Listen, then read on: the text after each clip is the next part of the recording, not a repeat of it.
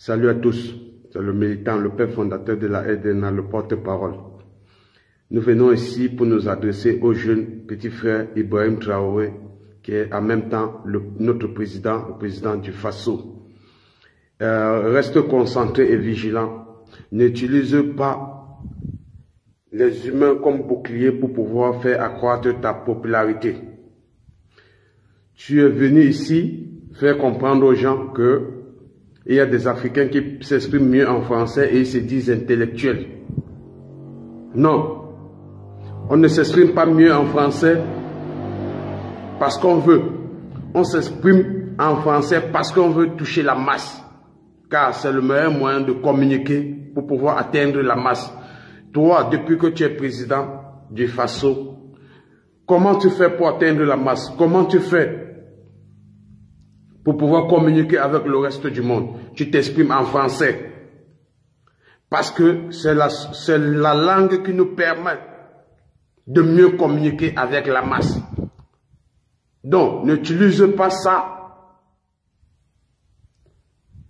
pour pouvoir insulter l'intelligence des Africains en les appelant des complexés. Non, les Africains qui sont allés à l'école, et même ceux qui ne sont pas allés à l'école, ne sont pas décomplexés. Nous communiquons pas les langues étrangères parce que ça nous permet de toucher la masse. Tu ne peux pas insulter le porc et te nourrir de sa chair. C'est quand tu prends le discours, tu t'adressais à ton peuple africain en Bambara ou en Wolof ou en Djoula, tu pouvais être crédible. Mais comme toi aussi tu utilises le même français que ces intellectuels dont tu craches sur eux, ça veut dire que tu es en train de faire fausse route. Tu es en train de faire fausse route. On n'est pas en train, tu n'es pas venu au pouvoir pour être populaire dans les discours. Tu es venu au pouvoir pour faire ce que les autres n'ont pas fait. Ça veut dire que faire sortir la masse de la pauvreté, de la précarité. Depuis que tu es au pouvoir, tu n'as pas encore offert ne serait-ce qu'un seul robinet d'eau publique au peuple. Le peuple a faim, le peuple a soif, le peuple n'est pas éduqué. On t'attend à relever ce défi. On ne t'attend pas sur des discours qui méprisent les autres pour pouvoir t'élever. Non.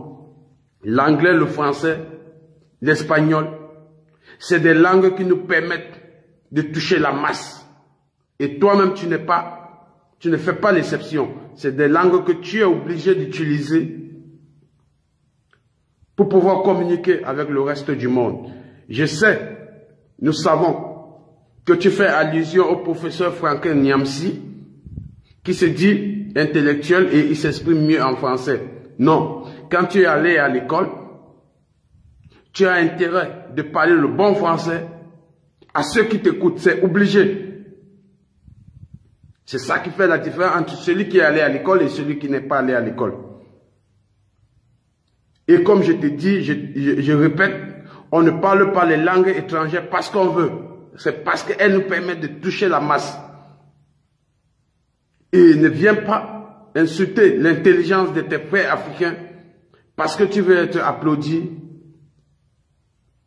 par ceux qui sont admiratifs à tes discours. Non. Fais ce pourquoi tu es là. Donne la joie à ton peuple, donne-leur à manger, mets de l'eau gratuite à leur disposition, mets les hôpitaux et les écoles. Il faut des intellectuels, comme tu disais tantôt. L'Afrique en a besoin pour pouvoir être indépendant demain.